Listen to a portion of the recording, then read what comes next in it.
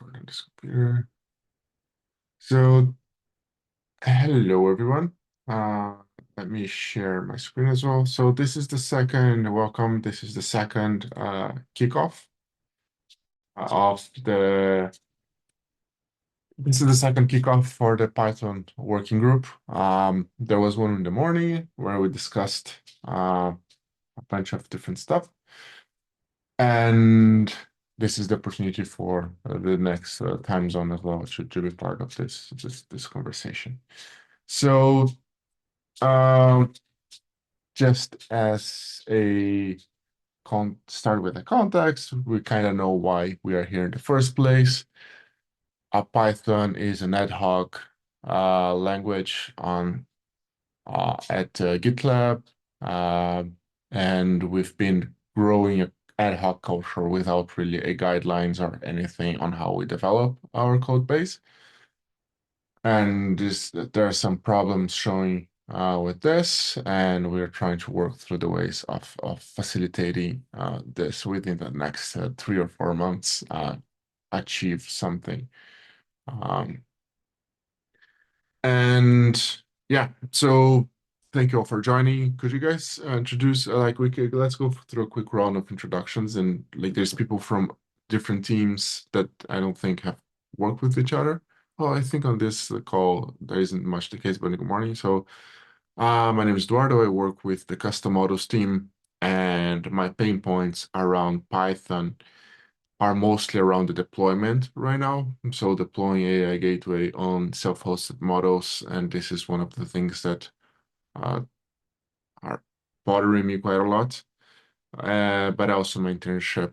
There's a lot of folks wanting to be maintainers and trying to be maintainers, but they don't have proper guidelines for. So who's next? Yeah, I can go next. So I'm Shola. I'm a associate backend engineer on the code creation team.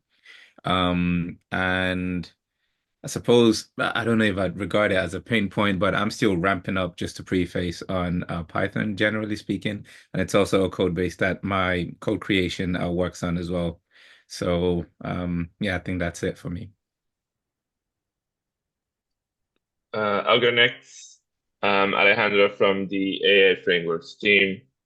I've been working with Python very little, like basically during my tenure of the AI frameworks team, so for like a year. So uh, pain points are all of them. I'm learning as I go.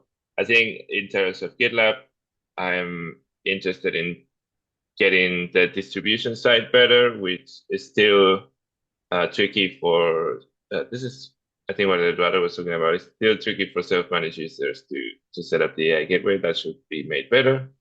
But in terms of this working group, also yes, the onboarding of I've had people who reject reviews that involve the AI gateway because they don't have the local setup for it. So we should improve that. My name is Dylan. I'm on the editor extensions team. I have not contributed at GitLab with Python in a very, very long time. But I'm interested in facilitating a better conversation between the extensions and the AI gateway and hopefully making the whole product integration process a little bit easier.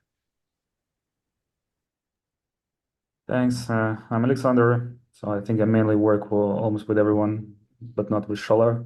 Hopefully we can work together one day. Yeah, so I mainly work almost across all our Python projects, ML projects, AI gateway. So that's why, yeah, I think it makes sense absolutely to have a good guidelines around, and good guidelines and also one way to work with Python in the company, similar to what we have with Ruby and Golang right now. Hmm. Hmm. I just wanted to add, I know I did say earlier on that it's not so much of a pain point, but as someone who's new to GitLab, first and foremost, or newish to GitLab, and also like new to the AI Gateway repository as well, one thing that I found somewhat not so clear is like the interaction between AI Gateway and say the monolith, for example. So I think that's something we could maybe work on surfacing as well. Yeah. Mhm. Yeah, This is part of it. So yeah, thanks and welcome everyone to this. Just first thing first, if you haven't mentioned to your manager or have discussed this working group with your manager, please do so. Working groups do require you to put time on working on this, and the last thing we want is for this to be a blocker for your own team, right? So most managers that I've spoke to are already aware, and they have already consider this on the allocation. If it makes easier for your manager to track down if you have an issue to work on, do so. We don't want any conflicts towards the end. We don't want this to cause a bad impact on your own team or your own development, right? So, a little bit of another thing is that we've ranked the ranked exit criteria for this working group.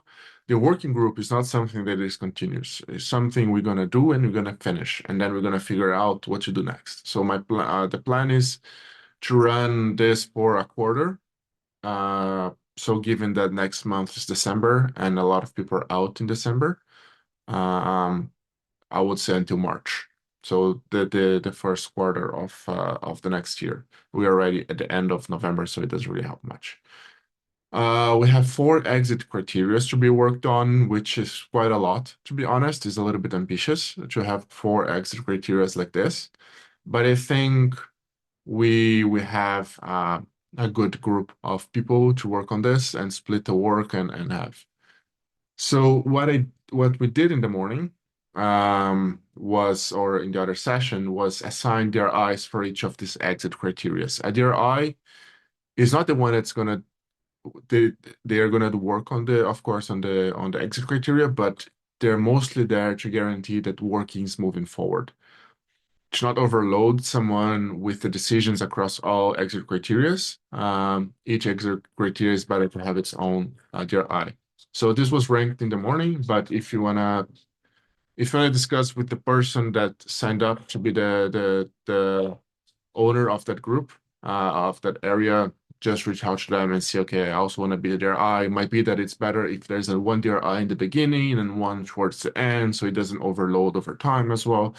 So that's fine. The 4 exit criteria that were ranked, that were raised, were a non-Python developer has guidance on jumping in on the AI gateway, or not only on the AI gateway, but on the Python code base.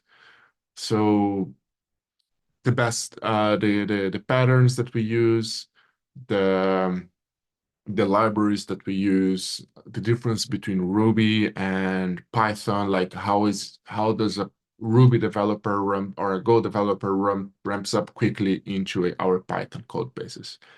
So this is more of a documentation-driven exit criteria. The second one, where 10 signed up to be the DRI, is guidelines and templates for Python code base creation, which means our Python culture is a little bit than the Ruby. The Ruby is a monorepo. And the Python, we are creating a bunch of repositories for the work that we do, but they don't follow the same standards. They don't have the same linters. They don't have the same structure. They don't have the same. So it makes it like when you jump to a code base, you have to jump on each repository and learn that repository in the first place. So the goal of the second one is to consolidate that. Whenever someone wants to create a repository, they have like a cookie cutter or some guidelines, prepared CI jobs that they need to run, configurations of the project and everything. So that's the goal of the second one. The third one is code review and maintainership guidelines. This is a little bit related to the first, but this is how do you become a maintainer? What is a good code review? What to pay attention to? Is also related to the libraries that we use, like how to conduct a code review for FastAPI, for example, or how do you conduct a code review on a library? So this is the third one. And the last one is deployment, guidelines for deployment. So this is more, I think this is the most technical out of the 4. the one that will require most like coding work in itself, which is how do we deploy all of these code bases that we have? We have three types. One is libraries that we import on other uh, on other code, like for example, the Cloud Connector one has one. How do we manage those and how do you deploy? The other one is utilities like Prompt Library or Li5, and the other one is services like AI Gateway and Dual Workflow. So Dual Workflow and the services is the one that is most problematic right now. So how do we deploy on self-managed is the key that we're trying to solve. It might be that we don't achieve the final experience that we want, but at least we need to rank a way to get there soon. Any thoughts on this? Any ideas? Any challenges? Why is workflow the most problematic? Isn't What do you mean? It's not that workflow is the more problematic in itself, it's services that are problematic. Deploying services that Oh, are, okay. yeah, it's not workflow. Like AI Gateway is very problematic as well to deploy. I got it.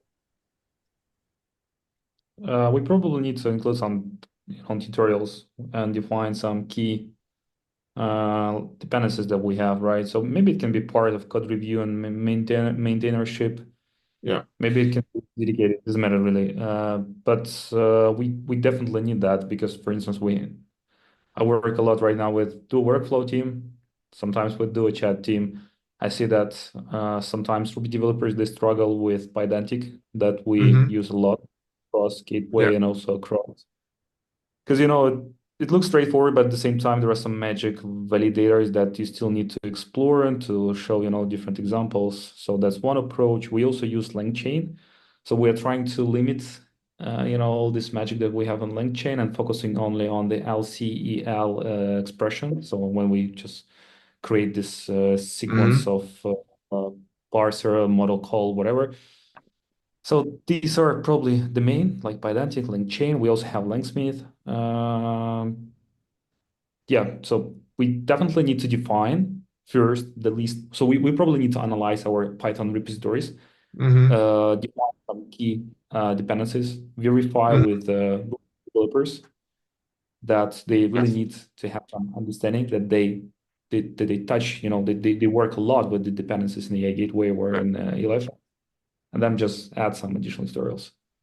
Yeah, exactly. We have a bunch of them. I think this is a natural consequence of the first and third exit criteria on becoming a good maintainer and also ramping up to the code base is understanding the libraries that we use. And ideally, these libraries are used across the different repositories, right? So having those Yeah. examples. Also, I noticed that sometimes Ruby developers they write code similar to Ruby, like Python free with typings, with all that stuff. So would be also great to consider that when creating guidelines. And I would probably also suggest, I just put me, but it can be Alejandro, I think, or Dan. I would definitely probably add someone to help Tatiana with code review and maintainership because Tatiana, Yeah. from my understanding, I talked with her a lot with her. She's a pure Ruby developer, and I Yeah. think she probably need some help, some kind of support, let's say like that. So Yeah. some kind of So support. So I think that would be a good match, because she works right now a lot with Gateway, but at the same time she's a Ruby developer. yeah. So that's the thing about the DRI. The DRI doesn't necessarily need to be the specialist. They're there to make sure it works. The DRI needs support from other folks. So if you feel like you can contribute more to that area, I encourage you to work with her as well. Like this, we can either each one of us work on a specific area, one of the specific exit criterias, or we can pick work across different issues or different exit criteria. Whatever feels like we can contribute more to the working group. The DRI is simply there to move things forward, to make sure that the epic is up to date, that progress is communicated, blockers are communicated, and things like that. and also, of course, work, but they are also the final decision makers, like people that could make the decisions or have the Minerva votes on this case. So on this point, I will touch later. Sometimes you write Ruby like Python code, and that's something interesting because it came up in the morning of our discussion that perhaps the best practice that we can have for our Python code base is not to be the most Pythonic code base, but to be midway through, not midway, but accept a little bit more of the Ruby style, because for two reasons. One, it makes it easier for our Ruby colleagues to ramp up on our Python code base. But when we hire Python developers, it will make it easier for them to ramp up on the rest of our code base, like on the GitLab code base. We should be very careful here because you see, we need to so Python doesn't, fortunately or unfortunately, I don't know, it doesn't have static typings. We need to include typing. That's the main difference to Ruby, where we don't have these typings. So we need to include these typings. Of course, I mean, we don't really use them, but they are useful, let's say, for linters, so that it helps to catch some potential errors faster. We had these use cases before with AI Gateway, when we had a string enum and we started to save not the string value but the string enum itself. So that's why, yeah, I mean, I believe that makes sense probably to be friendly for the Ruby developers, but at the same time there are some basic blocks in Python right now in a modern Python that we probably need to consider always. Yeah. I mean, it's like even our Ruby is different. Like coding Ruby at GitLab is different than coding Ruby somewhere else. We have our own patterns, our own way of writing, our own libraries, our own style. It will be the same with Python. It will likely not follow the most Pythonic ways. A Python developer will likely be weirdly familiar with our code base. Like they can jump in and do whatever they can ramp up quickly, but there's some things they will probably have to get used to. The same way that someone that develops Ruby outside of the company, when they join the company, they also need to go through that process just because of the uniqueness. Like every company is unique, and that's part of it. Like for example, we don't use tests. We don't use BDD on Python. We use like some default tests that are normal for Python, but for us make it harder for a Ruby developer to jump in and create a test, or at least really good guidelines over it. So what I mean, what I would discuss in the morning as well is that probably no one will like the outcomes of this working group in terms of patterns, because there will always be a balance. It's like I mentioned the Go formatter. They say that the Go formatter on Go, nobody likes it, but it's also the favorite feature that it has, because nobody really likes the pattern, but everybody likes that there is a pattern. So it's probably going to be the same here. Like there will be a lot of discussions, and nobody's going to be truly happy with the outcomes, and that means it's actually probably a good outcome if we find that trade-off across the different interest parties on this.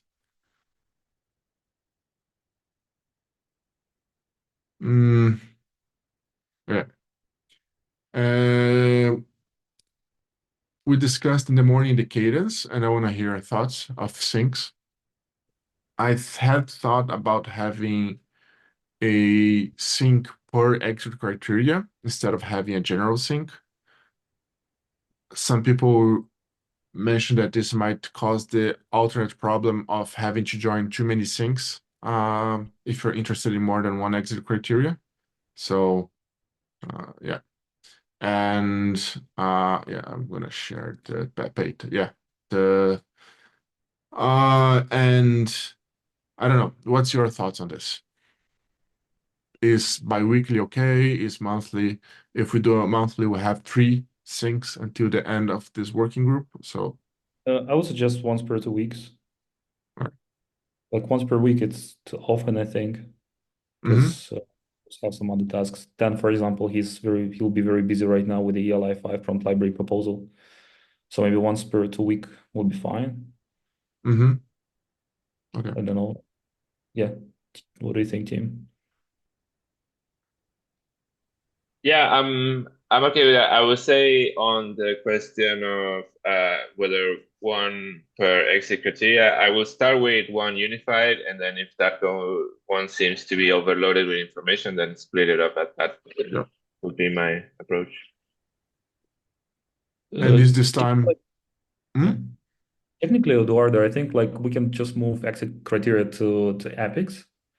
So you as a main GRI, you can just create a root epic, and then basically like every criterion, it's just another epic, and we can every GRI they can start working these epics.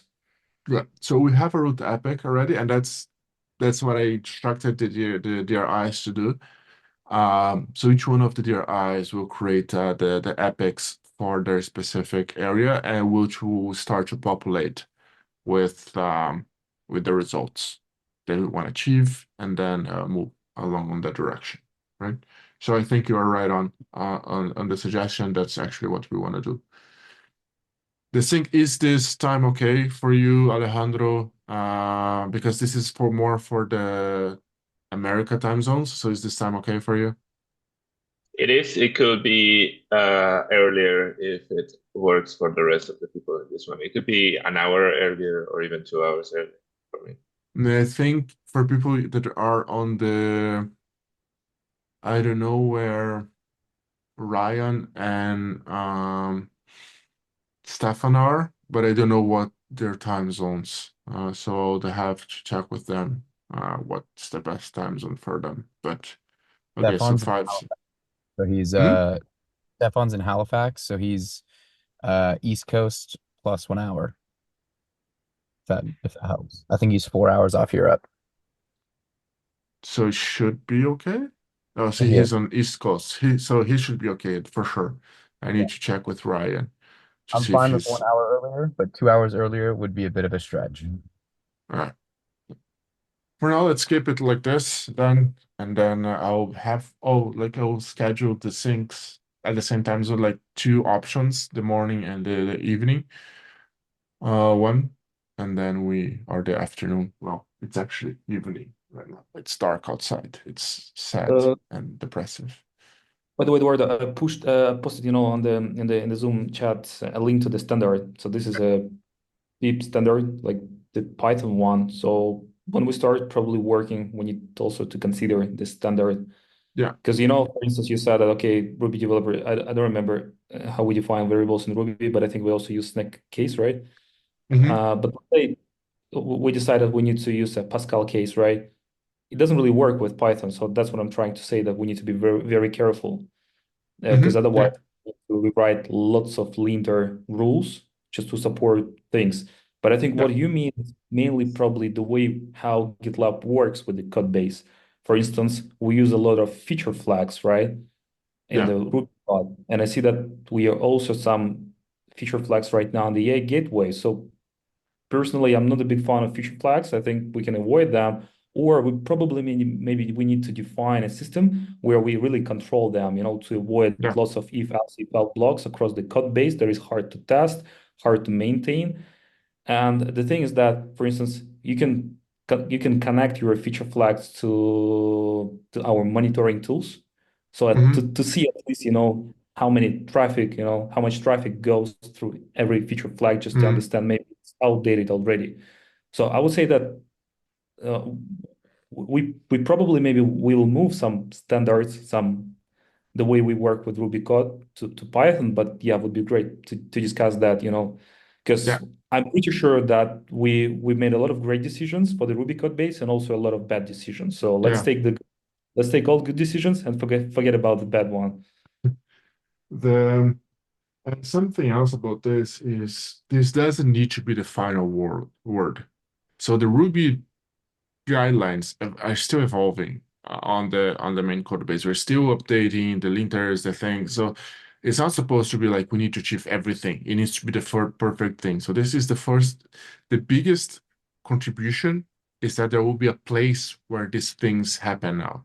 Like we have a place where we can search for the guidelines, where we can discuss our main guidelines and we can follow them, right? So this is like we have a proper documentation and we can iterate on this documentation. Our big problem is that we don't have this right now.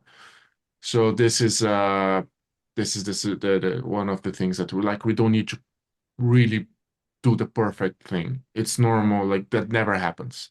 Um, like code base is always outdated. Code base will always have part of it that doesn't follow the latest guideline because it doesn't make sense to make everything to refactor everything. So we just need to look forward here.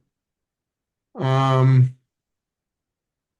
else did we discuss? Is there anything else you guys want to bring to the table for discussion? Do you have any ideas where already Alexander already mentioned he would like to help Tatiana with the code maintainership guidelines as well. So do you guys already have somewhere you think you are already directing yourselves to?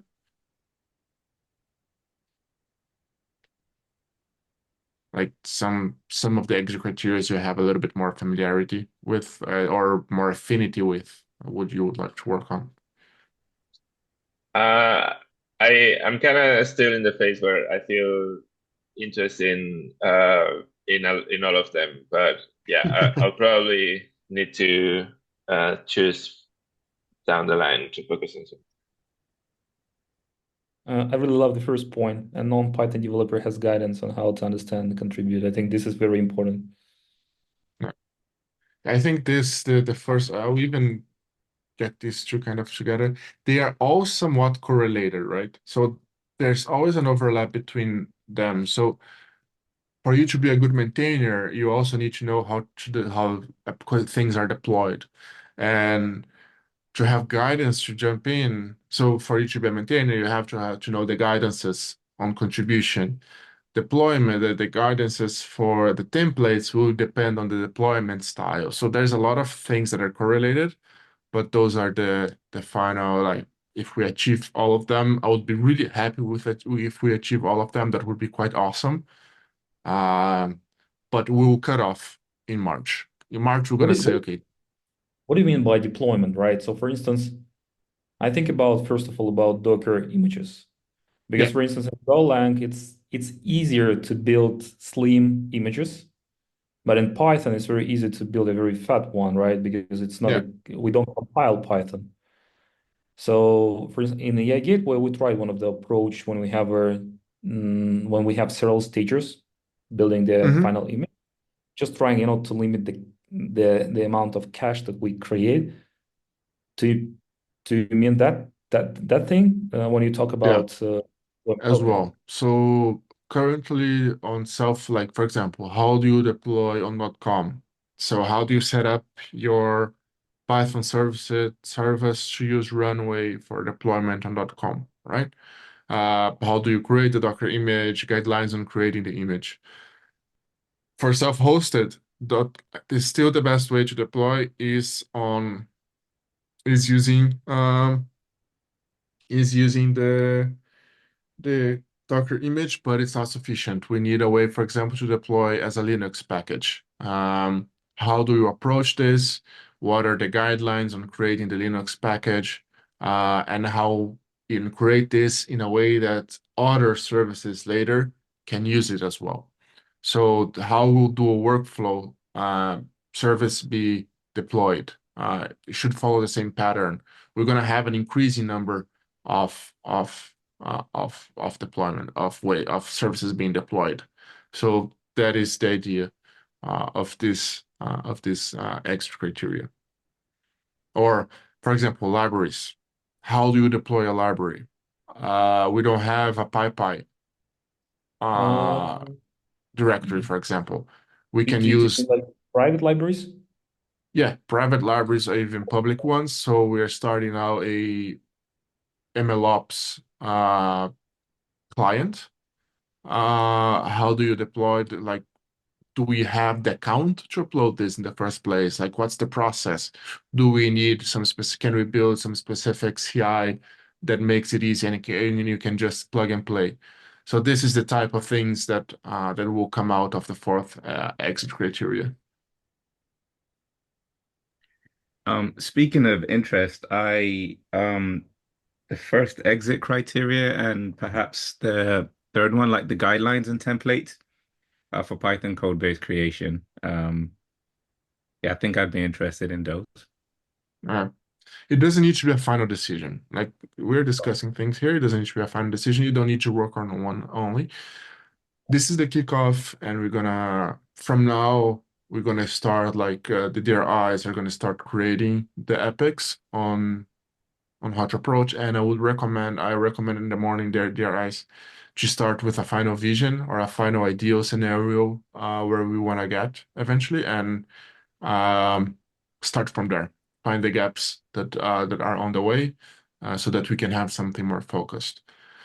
And again, we're gonna close off in March, and then we can rank next steps and how do we evolve after the working group. This is like a task force you can think of.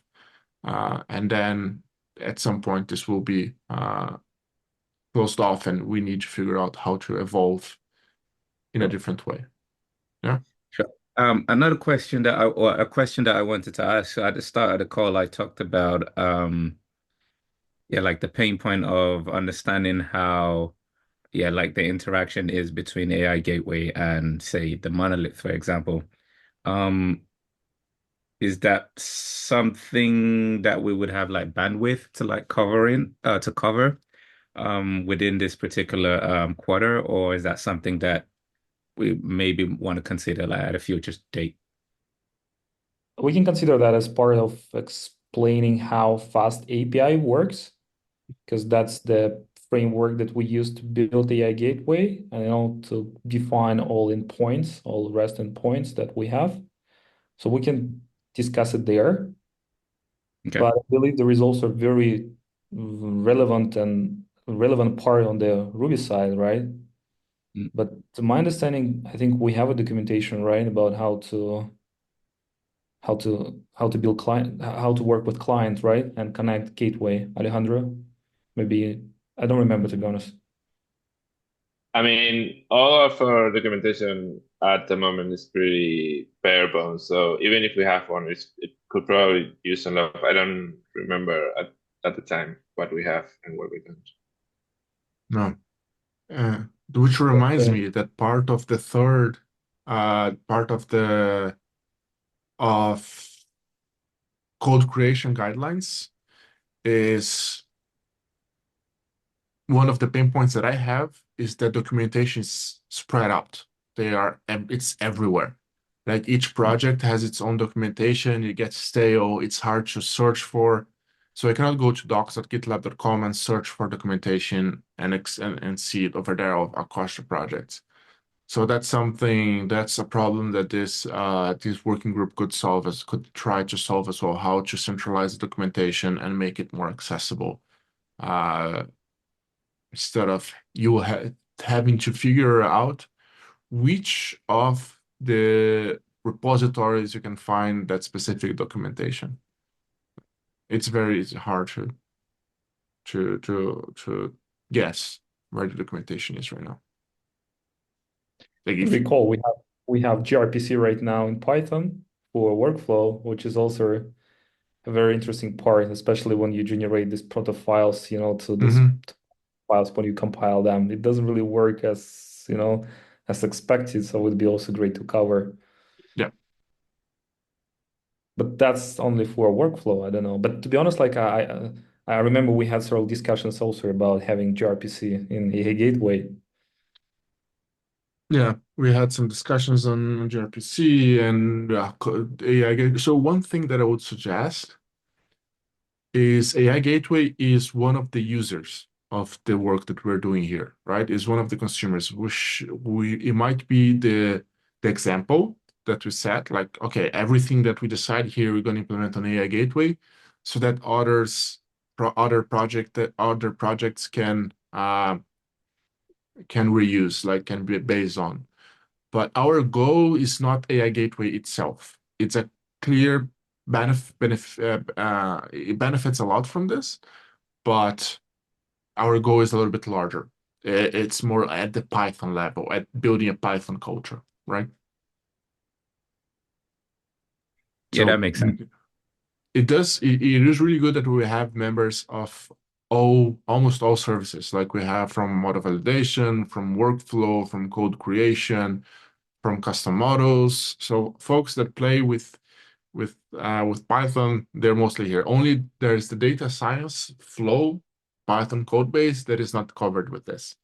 So our data science team has a Python code base, but that is very different like it's very different that what we would expect from this one. So that's not covered with this Python. Do you mean the prompt library? No. The Kevin and the Ah, data got it. science team. Okay, thanks. Yeah. The prompt library is still covered with this. That one is still part of the of this work over here. Cool. Okay, so we're almost out of time. Does this sound achievable to you all? Like, is this or we are going too overboard? I may have missed it, but did we set a time frame to accomplish these goals? March, end of Okay. March. We don't need to complete. We need to make good progress on those and at least rank when it needs to be done. We might spin up some other work or some other task force later on our effort, but I would like to really put a time block on this so that we don't work on this forever. Yeah, I think once the epics are fleshed out a little bit more, it'll be a little bit easier to guess whether or not March is a good time frame. But I mean, ideally, yes, March is a long way away, and so it should work. Yeah. Which is, if putting a time frame also puts a boundary on how much we can expect from this, and we don't go too crazy on the ideas of, and we stay a little bit more grounded through the early deliverables. Tentatively is a good word on this. Cool. Okay then. I expect the DRIs. I'll ping the DRIs for them to start creating the epics next week already. Tomorrow or next week, so we can start fleshing out. I'm gonna schedule. This is the kickoff, so I'm gonna already schedule for next week a sync where we discuss the things that we want to build in itself. So we're gonna have half an hour, like try to do 15 minutes per exit criteria. See if that's achievable. So awesome. Great. Cool. Great. Thanks, Eduardo. No problem. Awesome. Enjoy your day. Thank you. Enjoy evenings, and see you next week. See you Thank later. you. Bye bye.